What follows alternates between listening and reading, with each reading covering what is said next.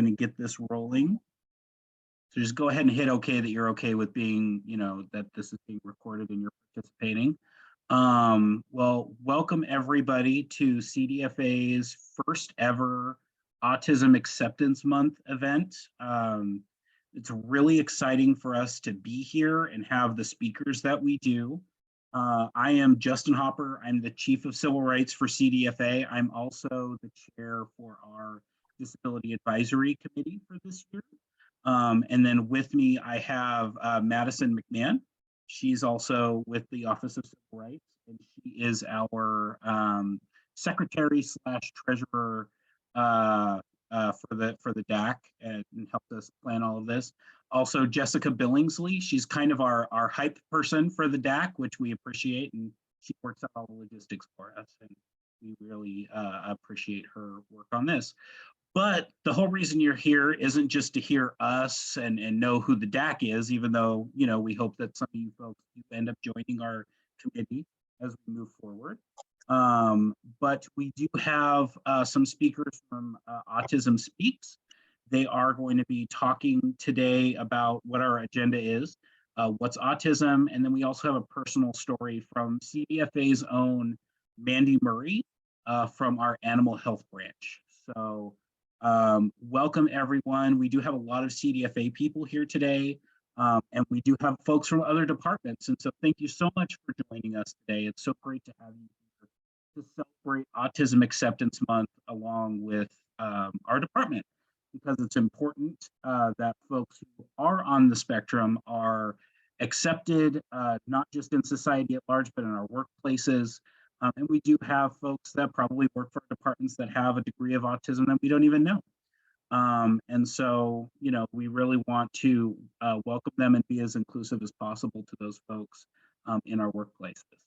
I am going to ask that folks please remain on mute as we go through the presentation. If we hear some background noise, we'll probably search for the lit up box and mute you. But we do ask that you remain on mute so that we can hear our speakers. And also, we are going to have a Q&A toward the end of the presentation today. So please hold your questions toward the end. But if you have a burning question you have to know, please feel free to put it in the chat, and we will address it when we have our Q&A session. With that, it's my pleasure to welcome our speakers from Autism Speaks. We have Tracy McDonald and Jackie Zuniga Duncan here. So that's enough of me talking it, folks. I'm going to turn it over to you. Perfect. Thank you, Justin, and thank you everyone for joining today and allowing us some time out of your day to talk about autism, World Autism Month, and Autism Speaks. So we would like to best present understanding autism through a video. I would like to give a disclaimer. If anyone has sensory issues, go ahead and turn down the volume on your computer or on your phone, whatever device you're on. This video is very loud, and it gives you an insight into what autism looks like.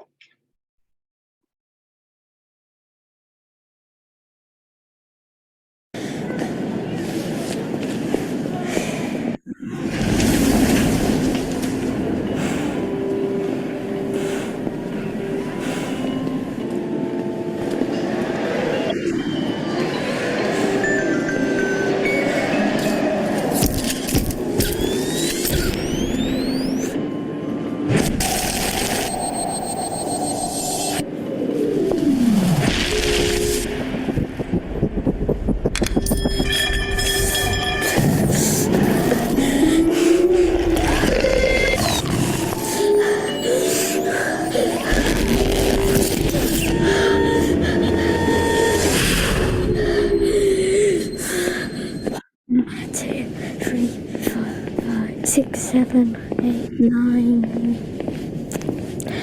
Take my hand. No, Alex.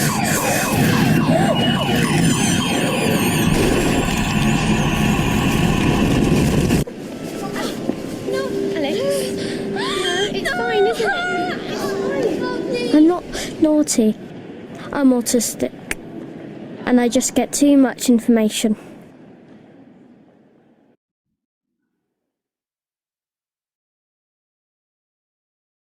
All right. Thanks for taking a look with us into what autism can feel like for someone who is shopping.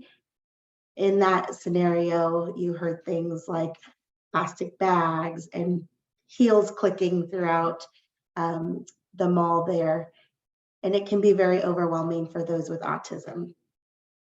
With that comes overstimulation, and we'll dive into that a little bit further, but I hope that shared a little bit with you on some insight. So what is autism? Autism is a neurodiverse category that features a wide spectrum of different social skills, behaviors, and speech and nonverbal communication. Some people on the spectrum are nonverbal completely, and sometimes they can help communicate through iPads. And some people with autism are pretty high functioning and can hold jobs and conversations, and sometimes you would never know. And I think that's the most important thing, that it's an invisible diagnosis, and it is not something that might be more forward facing, like if you were in a wheelchair or some other physical ailment. So why this is a big issue, we're concerned because of a variety, and we hope to serve everyone because of a variety of impacts that it has on families and their caretakers and individuals with autism. So parents are 4 times more likely to reduce their work hours. And that correlates because the average cost, additional cost, is about $60,000 a year throughout their childhood in order to access services that are so widely needed for those on the spectrum. You can get a couple different stats here, but as we know, there's a whole family tree, right? The parents are involved, grandparents, aunts, uncles, teachers, doctors. Everyone that you interact with can learn and improve there. We also just heard from the CDC that our prevalency rate is 1 in 36 children, and that is down from 1 in 44 most recently, 2 years ago. But more importantly, 20 years ago, this was 1 in 2,500. So we know that this is trending down. We also know that this number the data was collected during COVID and through our school systems.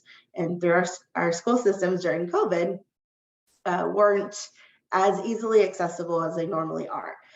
Pardon me. So we anticipate that this number is going to trend down even more in future years. So how should you interact a person with autism? Just like you would interact with a young child, get down to their level, be supportive, and always address the person directly.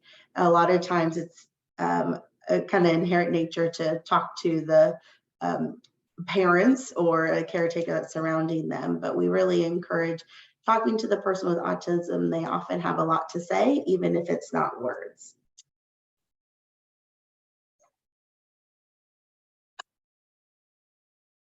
And Tracy, I will turn it over to you for Is It Autism? Great, thank you so much. Hi, my name is Tracy McDonald. I'm the Executive Director for Autism Speaks for California and the West Coast. Most importantly, I'm the mom of a 25-year-old son with profound autism. So I feel like I've been doing this for quite a while, but I am an expert in Griffin's autism. I am not an expert in everyone's autism because it is very different for each person. So I thought there might be some concerns on whether or not, how do you start to look for autism? Next slide. So I thought I'd talk about, in hindsight's lovely, but what were some of the red flags, and what are things that really, if you have concerns, that you should pay attention to? I think one of the stories I always remember is that my mom babysat Griffin, and she's like, he just doesn't seem interested in me. I'm like, Mom, he's a baby, like, come on, like, but there was actually some truth to that, in that he wasn't really able to pay attention, look at what she was doing, point to her, or babble or, kind of have any sort of interaction. So that was a bit of a red flag. I think the other red flag that is very common before you get an autism diagnosis is you think, I don't know if my child hears me because they don't seem to turn their head like when I call their name. That is another big red flag. There is a list on the bottom here, and we will send this presentation out, of all the developmental milestones that everyone should have as they are developing as a child. And it's never a slam dunk. I will say, when I started working at Autism Speaks, I asked some colleagues, I showed them some videos of Griffin when he was like 1 or 2, like, did I miss the signs? What's happening? And it's not always really obvious. But I think as parents, as caregivers, sometimes you just notice that there's a delay or something that just seems a little bit different. So let's go to the next slide. So if you have a concern, the best advice is don't wait. I know when Griffin was diagnosed, it was, oh, let's just wait and see. His cousin didn't talk till he was 5. Waiting is kind of the worst possible thing you can do, because we know that the earlier you can start interventions, the better the outcomes. So what we want to do is give people an idea of, is there some concern here? There's a couple places you can take what we call like an MChat or a screening tool.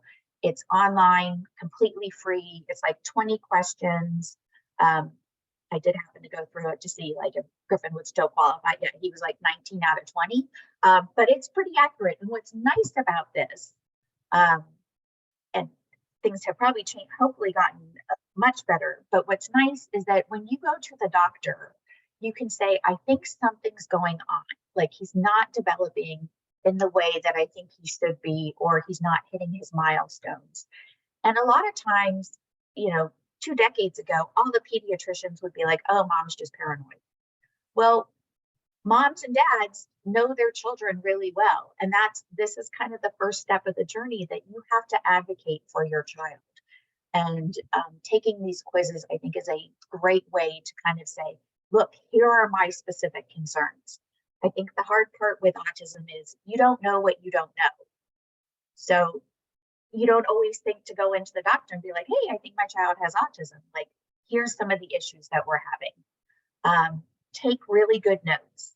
I wish I had done this from day one, because they will still ask you how much they weighed when they were born, at what age did they hit all their milestones. So keep a binder, start it now, and just start putting tabs in there, because that will come in tremendously handy. The other thing, if you have a concern, is that you can start some interventions right now. You don't have to wait to get a diagnosis. There are things that you can do in your home, and we'll go over that on the next slide. But also, please feel free to contact the Autism Response Team, completely free. We have services in English and Spanish and some other languages as well. But if you just need to talk to someone and say, you know what, I have concerns. They had language, they lost language. They're not really talking. They don't, at play groups, they're always off by themselves. They line all their toys up, things like that. Feel free to go ahead and give us a call, and we can answer any questions you might have. Next slide. The reason why you want to get early intervention services, if your child's under 36 months of age, you can actually get this intervention paid for by the state through the early intervention program. And we can get you the contact information there. If your child's 36 or older, you tend to go through the school district, and you also go through the regional center. What's been difficult, or one of the things we've begun to notice, is that some people are getting diagnosed much later, and you have to make sure that you get a diagnosis in order to get services that you're looking for. Actually, I think we'll turn it over next to Mandy to kind of talk a little bit about her personal experiences and her journey through autism and how she found out about it and what you've been doing. So, Mandy? Hi, everybody. So gonna put my phone on. Hi. So I'm having video problems. My computer wouldn't log in, so I'm on my phone and somebody's gonna run my presentation for me. Just wanted to say hello. I'm gonna turn my video off. So you can go ahead and start the, start the PowerPoint. So I'm Mandy Murray, and as mentioned, I am in the animal health branch. I'm currently the acting branch chief. And as Tracy said, more importantly, I'm Sarah's mom. So do you want to go ahead and hit play on the presentation there? We're seeing this, the slide sorter view.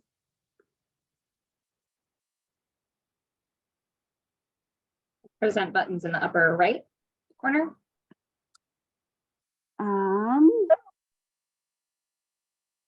Usually, or you can go to the little video down on the bottom. If you go down bottom right, or present up there on the top right, where it says present, right where your cursor was. Up one more. There, try that. See if that works. Okay, there we go. All right, so we'll get started. So I must say that I've been thinking for the past few weeks about what it is that I want to share with you. I started contacting the DAC when I heard they were doing an Autism Acceptance Month, and I thought, gosh, if I were to speak, what would I want you to know? And as I thought about autism, and I think about my daughter Sarah, the reality is that I'm just flooded with words, with pictures, with stories and experiences, with the hard stuff that we've gone through, but also with the joy and the awe that Sarah has brought to my life, and with the lessons that she has taught me and that honestly she continues to teach me. Today, right now, Sarah's 14. She also has ADHD and dyslexia. So these are not an uncommon grouping of diagnoses.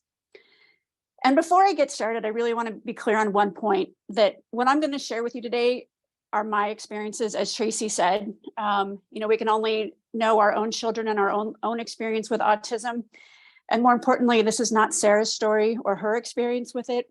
And I actually have no idea what it's like to be her.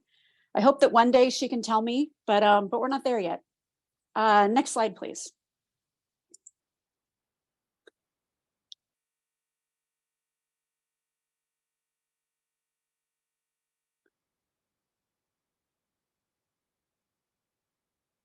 See, is that advancing for anybody? No. Hey, Jess, do you want me to just try it? Because it looks like you're having some technical issues too. I can do it if you want.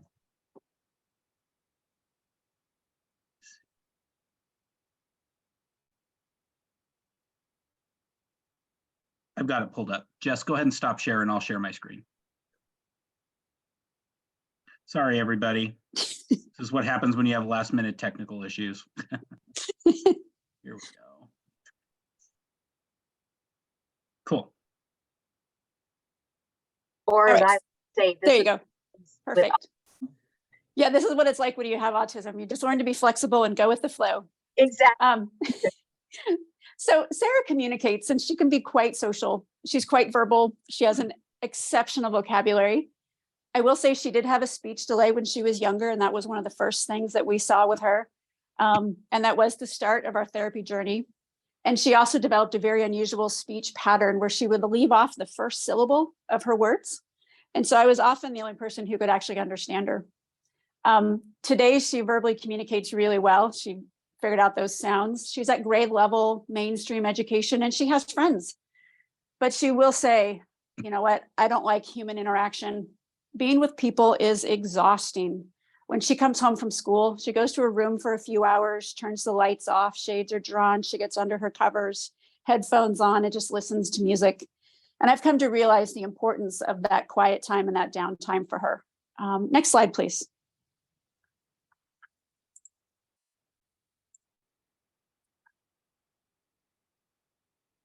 She also communicates in so many other ways, in her body language, through her behavior, through her looks and her eyes. Oh yeah, she does make eye contact, and she can convey a million things to you through those eyes, if only you really stop and look and listen. Next slide.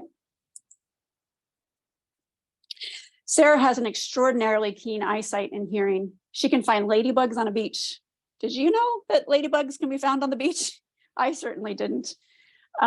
Her kindergarten teacher affectionately called her the crow, because each day on the way to school, she would find shiny things and collect them in her pocket. She often today still has many things in her pocket and all around her room. She hates loud noises such as the vacuum, yet she can be the loudest person in the room. I want to share something with you that she told me the other day that it just really blew my mind away. For her ADHD, she takes medication, and one of the medications is a capsule. And she doesn't like to take her meds. She'll take them most of the time. I have to watch her, but she'll take them. But she made a face and said, "I hate taking these." And then she said, "I can hear the medicine inside the capsule when I swallow it." And I thought, what? She can hear the medicine going down her throat. I thought, wow, that's just crazy hearing. Eating, to say she's a picky eater is an understatement. Food has to look right, smell right, feel right, taste right.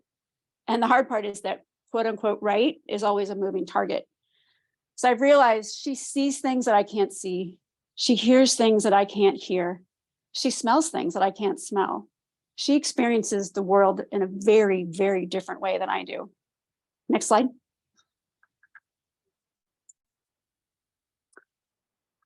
Sarah is what they call a sensory seeker. Oh, I hope these load. Anyway, we'll see if they load. She seeks and she needs sensory input. As a young child, this meant jumping and swinging. Go ahead and click. You might have to click 3 times, Justin. These are 3 little short video clips, but maybe the third one will play for us. She likes to climb all the time. In this picture on the right, if the other 2s don't go, I think the third one might go, maybe not. Anyway, she's going to climb a basketball hoop in that last clip there that unfortunately we're not going to get to see. When she's about 8 years old in this picture, and while we were at the playground one day, she just scaled right up the pole of the basketball hoop, and got up on top of the structure, not a structure, but on top of the climb. So she likes to climb all the time. And what that meant was that we turned a room in our house into a kid's gym. We had a padded floor. We created a crash pad so the kids could run and crash into something. We built and hung a swing in our house. And many people that are on Zoom or Teams meetings with me when I'm at home can see the swing in the background. The kids actually still swing on it quite a bit. We had all kinds of attachments. We had hammocks, we had saucers, we had platforms. They could spin in circles. They could wrap themselves up tight in a hammock swing, or they could swing on a platform swing. The important part was to give her immediate access to sensory stimulation and sensory input pretty much 24/7 whenever she needed it. And that helped her to really regulate herself. After getting that out, then she could often be a lot calmer, and could improve with her ability to just function. Next slide, please. Sorry, those videos didn't work.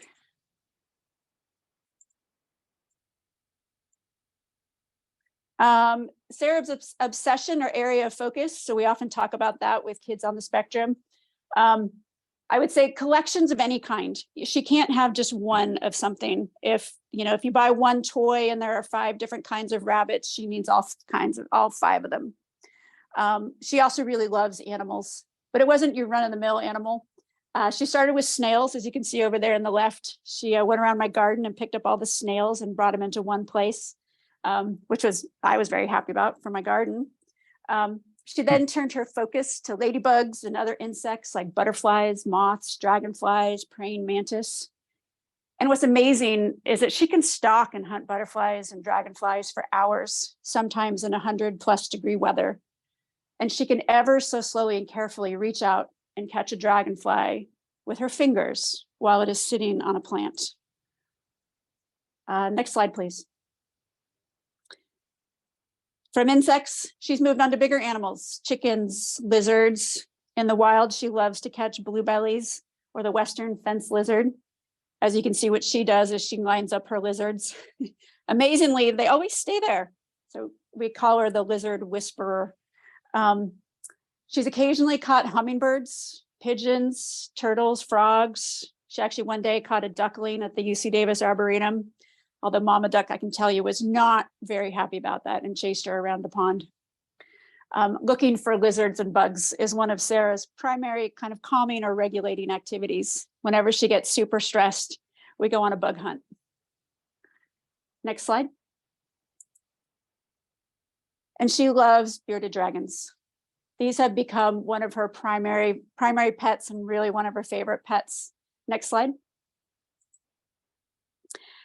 She keeps her bearded dragon with her most of the time when she's at home. She really likes to have him out. And one more slide, Justin. And I actually went ahead and filed and had her bearded dragon approved as her emotional support animal. You can see her walking through the streets of San Francisco on the left there with her bearded on her head. And on the right, she's got him in her pocket. If she could, she would have that the beardie with her, like I said, at all times. We just run into a few little public health issues where they're not really allowed in restaurants, stores, schools, all those places where she really wants one. One of the hallmarks of Sarah's autism diagnosis is that she still has to a little bit what they call a flat affect, meaning her facial expression is often flat and doesn't always reveal her emotions. However, I learned that the flat affect didn't mean she didn't feel, it just meant that she couldn't express or didn't express as expected. If you think back to that video that we started with this presentation with, and that child in the mall, Sarah's response when we went to malls was she wouldn't cry out, she wouldn't start crying. She would just get this gleeful joy on her face or look on her face potentially and just start running. Her response was to run most of the time. So I realized that Sarah it's not that Sarah doesn't feel, she does feel very intensely. And her response to those intense emotions often trigger the fight, flight, or freeze response. She could end up curled up in a ball. She could come out swinging, or she may run. Like I said, she often ran. She can also internalize it. And as she got older, she started internalizing it much more. And then you can't tell what's going on. She gets that flat expression on her face and you have no idea, but it might come out later in some other form of behavior that doesn't match the context of the situation. I might say, I'll get you water in a minute, and suddenly she would explode because it wasn't right now, but it had nothing to do with the water. So she's done all of those strategies at different times. Next slide. The first time Sarah ran away, she was 4. And I gave you this picture to show you how tiny she was at age 4. We'd been cleaning out the garage. I was sorting through some old baby toys and baby clothes. She was going through things with me and everything seemed fine. I turned my back for a minute to get more things out of the garage. And in a split second, she grabbed the scooter that was sitting there and she took off. Now, mind you, she'd recently gotten the scooter as a present, had tried to ride it and had difficulty making it work. That first scooter session ended up with her picking it up and throwing it as far as she could and stomping off. She never did ride it. This was her second time on the scooter. She was in her nightgown. She was barefoot.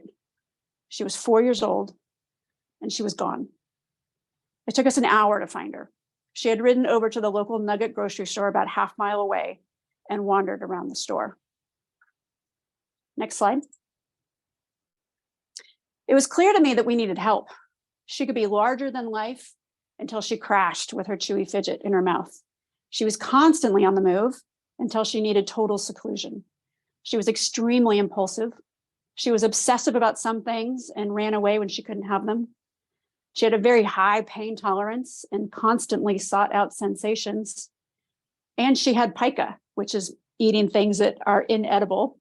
We only played horseopoly once. That picture on the right is when she swallowed the horsefly because she wanted to know what it tasted like. We ended up in the emergency room for an emergency endoscopy at 2 a.m.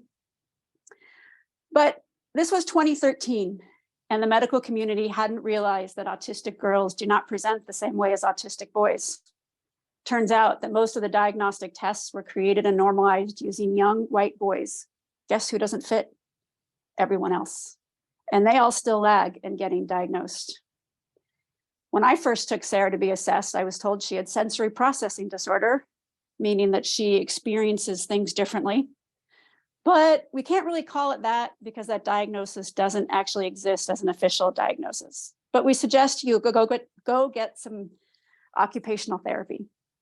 2 years later, I went back to have her reassessed with a long list of traits that aligned with autism. But according to their assessment, she didn't meet the diagnostic criteria. She was diagnosed with severe ADHD, but we'll call it ADHD plus because there's definitely more going on here. We just don't know what it is and can't tell until her ADHD is under control. We recommend that you go to something called PCIT, which is Parent-Child Interactive Therapy, and start medication, which are the sort of like the gold standard treatments for severe ADHD. 2 years later, when I took her back to be assessed again, I doubted she'd meet criteria because in my mind, she was doing so much better. But she still had some things going on that I couldn't explain and that were hard to deal with. But this time the developmental gaps were so large, and it was now 2018, and girls were being diagnosed that she was diagnosed with autism. Even more, she was diagnosed as having severe autism. She was 8 years old. Now you might be saying, wait a minute, she's talking, running, playing, going to mainstream school, doing normal kid stuff. How can she have severe autism?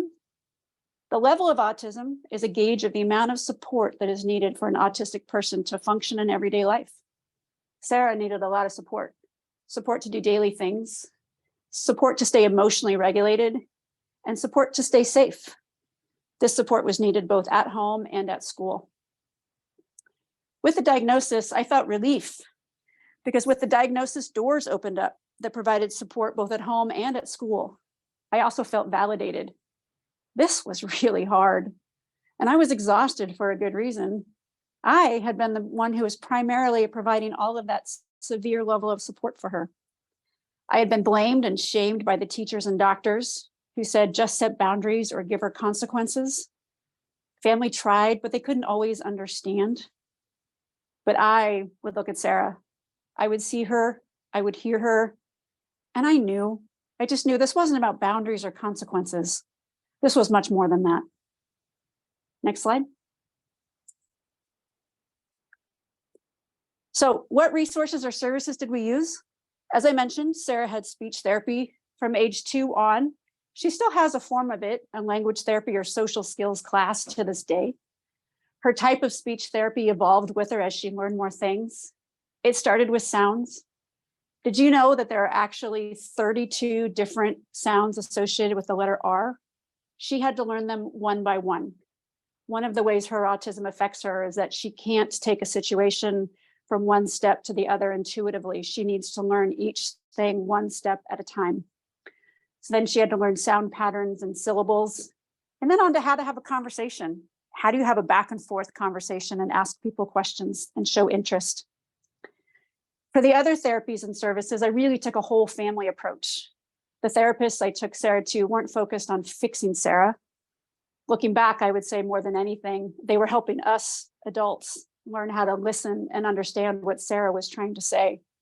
Her behavior was definitely communicating something to us. We needed to learn her language. It was also helping Sarah regulate her emotions and her body so that she could communicate in ways that we could understand, how to use her words, how to tell us what she needed so that we could all work together. So she had occupational therapy for about 4 or 5 years. And as I mentioned, we brought OT into our house. We had chewy necklaces. She had tight spaces. She had jumpy spaces. If we didn't have it, Sarah would find it or build it. That bottom picture on the right is her where she created a climbing web for herself out of rope, tying it to a tree and then to a climbing mountain that we had. We used inside spaces. We used outside spaces. Our whole lives were really geared around providing ways for her to meet the needs that she had. As I mentioned, we did the PCIT, which really taught us just good parenting skills, to be honest, and it focused more on us as the adults than on the kids. We did have ABA, Applied Behavioral Analysis, where an in-home behaviorist came to help guide and coach me through the really tough moments. Because Sarah could be aggressive, and the running away, the sort of where she, did the dangerous activities. I really needed somebody to help me figure out, how do I prevent us from getting to that point? And then what do we do once we get there? I feel good about the whole family approach I took. I hope Sarah feels supported to be who she is, and that she knows I'm not trying to have her be anyone else. Next slide, please. There's an adage in childhood development, change the environment, not the child. I really saw this benefit of this when I moved Sarah to private school this year. After her medical autism diagnosis at the end of 3rd grade, autism and associated support services were added to her IEP, the individualized education plan at school. After much advocating for her, I was able to get her a full-time aide starting at the end of 4th grade. Yeah, it took me another year to get her the school support she needed. And by 7th grade, supports were there on paper, but not in execution. She was bullied. She was clinically depressed. She was engaging in self-harming behaviors. She refused to go to school. She had failing grades and intense social anxiety such that she wouldn't leave the house. I decided no more and found her a new school. Now she willingly goes to school every day. She has true friends who like her for who she is, not just because they feel sorry for her. She's getting straight A's and A+. She's going to social events. Last week, she even set her alarm to get herself up for finals week. What? She's never done that before. She's laughing, she's smiling, she's having fun. It's truly a beautiful thing to see. So what does this new school provide that the last one didn't? Acceptance and appreciation for who she is, and the support that she needs to be successful. I'll just say that again: acceptance, appreciation, and support. Sarah does not hide who she is. She will come out and tell everyone that she has autism, ADHD, and dyslexia. I don't think she even quite knows what it means, but she knows it's part of who she is. It is her norm, her world. Sarah is planning to drive at 16, move out at 18, and go to college. Next slide. She talks of being a vet to care for lizards. She has plans. She expects the world is going to accept her. Next slide. I can see how hard things can be for her. I know how hard they can be for me, for Sarah's brother, and our family. I have learned to give her space, to have patience. We use humor a lot in our house. We navigate the highs and lows with flexibility. The beach is our place to rejuvenate. I realize that we are in this together, and this is our norm. I look and I listen to the best of my ability and provide the support she needs when she needs it.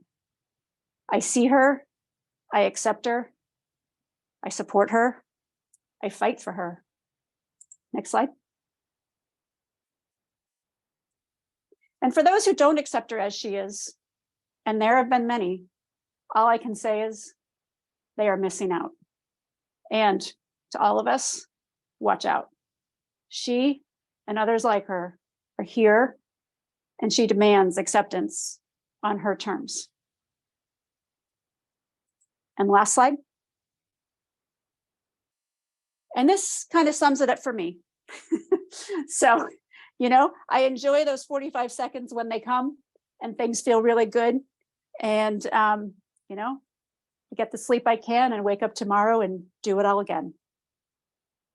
So with that, I'll say thank you for letting me share my story of my time so far with myself and Sarah. And thank you to my family for their support. Thanks, everybody. Thank you, Mandy. That was so beautiful. I'm going to keep my screen off because I've already been kicked out once. So we'll see if this works. It sounds like, Mandy, you have done such an amazing job with your daughter. And sometimes what's so hard when you get a diagnosis is you don't know where to go. Like, you don't know what your options are. You don't know where to find resources. So I just wanted to quickly go through some of the resources that we have available for people, because what we find is that people are looking for three things: community and belonging, guidance and information, and then resources and services. But we know that these will look very different at every age. So when your loved one is a young child, you're looking for early intervention, diagnostic and evaluations, skill building.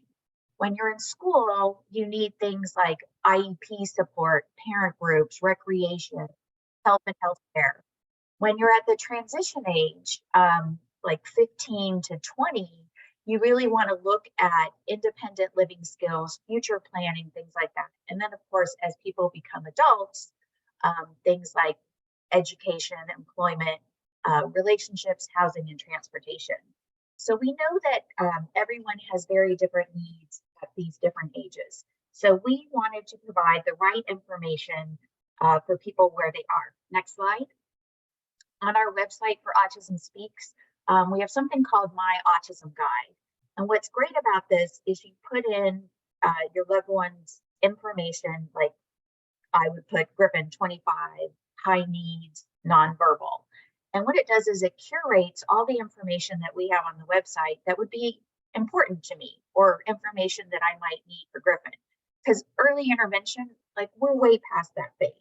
So I don't really need articles about that. I need articles about adulthood and autism. But if you've just gotten diagnosed, adulthood is really far away and you really don't want to be thinking about that. You're thinking about, where can I get services? What can I do? So the My Autism Guide, completely free, has all our resources.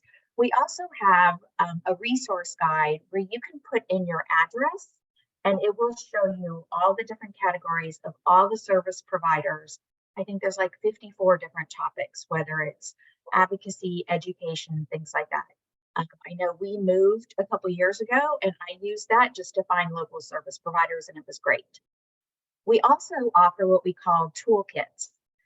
And these are all downloadable, completely free on our website, that just talk about specific issues, whether it's behavioral challenges, health and wellness. I know Griffin does not sleep, so I love the sleep study one they have. They also have the PICA guide. There's just how to get a blood test done. There's so much information. Oh, I also really like the hair cutting one. Griffin had a really hard time getting haircuts. Next slide. And then we know for like at school age, you're going to need information about IEPs, because unfortunately, the way things are set up is the school district has their budgets and what they can afford, but they're not going to give you, here's everything you're entitled to. So you really want to make sure that you are as informed as possible when you go in and put all the needs of your child in your IEP, and how do you really advocate for that? What are my options? Things like that. We also have a school community toolkit, which is great. So if for some reason your teacher has never had someone with autism in their class, this is a great tool to kind of help explain it to them as well. Next slide, transition to adulthood. You know, this is really, I'll be honest, I completely missed this for Griffin. We moved to Canada and I completely missed the transition age. So transition to adulthood can take many, many years if you like. But we have some great toolkits and roadmaps that really help identify what are some of the life skills that they need to either live on their own or perhaps live in a group home, or what exactly is that situation going to look like? Because, you know, you're an adult with autism much longer than you're a child with autism. And for us, Griffin's my only child. So what happens when I'm gone? How do I make him as independent as possible? He lives with us and we foresee him living with us for the rest of our lives. But, you know, at some point, I'm not going to be able to physically do things, and I'm going to need for him to have certain life skills. And how do I work on that? Next page. We also know that as people receive interventions and develop, a lot of people are able to advocate for themselves. They're able to speak up for themselves and say, hey, this is what I want. I don't want my mom or dad deciding this. This is what I need. So we have a lot of social skills groups. There's a magazine, online meetings, social media, where communities can really come together and meet other individuals that have very similar experiences, which I think we all can benefit from. I don't know, Justin, if you want me to go into the employment piece, because I feel like we were running a little bit long. Yeah, we can touch on it real quick. I'm comfortable with that. Okay. I'll use my New Yorker voice and go super fast. So we'll talk about employment, because what we know is that there is a huge crisis when people are on the spectrum as adults, that 50 to 75% of individuals are either unemployed or underemployed.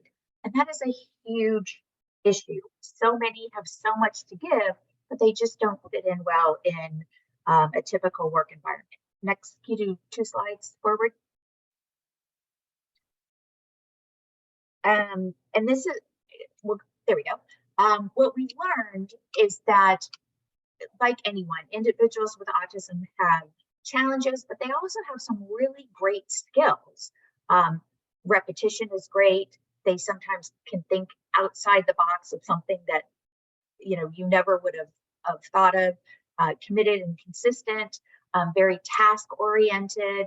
I always say, Griffin's kind of the ideal employee because he's never going to talk back and he's never going to lie and say, oh, sorry, I missed my bus. Like, he's just not able to do that. So I think there's lots of skills that individuals bring. And I think what employers are starting to learn is that you can make some pretty simple modifications to help individuals on the spectrum within the workplace. As tough as COVID has been, it has actually been a blessing for a lot of people who could do the jobs, but really struggled with those unwritten rules of the workplace. So being able to work from home has actually helped their performance. And people have learned that you don't necessarily all have to sit in the same area. If the fluorescent lights are bothering someone, like there's a lot of little tweaks that people can make to really help appreciate all of the neurodiversity that comes in. Next slide. And I think the most important point that we always want to make to everyone is that it's not about charity when you are employing someone with individual. It is really good for business. There's a huge ROI on this. And I just think, especially as we all talk about diversity, it's more than just race and gender. It's neurodiversity as well, and how we all think and react a little bit differently. Last slide. Told you I'd be really fast. If you have any questions, this is literally what we do, and we absolutely are here. If you have, even if you don't know what you don't know and you don't know what to ask, you can always give us a call. I know, Mandy, I'll put you on the spot, but I'm pretty sure you would help anyone as well. Find another family or individual that is going through this, because I think autism can be very isolating. I think you heard a lot in Mandy's story, and it can be a really tough road if your child's having a really difficult day and people are staring at you, and at times it's really hard. But I think the more that people understand what's happening and accept our loved ones and ourselves, and that we're all just doing the best job we possibly can, I think that the world is just going to get much better, everyone, whether you're on the spectrum or not. I don't know if we have time for questions. We have 4 minutes. If anybody has any questions. So if you have any questions, feel free to raise your hand, unmute, or put them in the chat, and we can kind of facilitate that. Yes. Charles asked if we're going to share the presentation. Yes, they're going to send it to us, and we'll send it out to the department. Yeah, Justin, this is Patricia Conklin. I have a question. Yeah, Pat, please go ahead. Yeah, so what about those children that now are adults that were not diagnosed? For example, my child was born in 2004, and now they're adult going to school, but they show all the signs of, I have often suspected she was autistic, but and she's going to college, but she's very she shows a lot of signs of that. But we've been trying to get them to test her and do some things, and they just aren't real open to that. Because now she's adult. And the problem was too, she went to independent school, online school. And so they don't have the teachers to say there was problems in those things. So how do I get that person help? That's a great question, and we actually get asked this quite a bit. I would honestly recommend calling our autism response team, because they can find a place locally that you can get a diagnosis as an adult.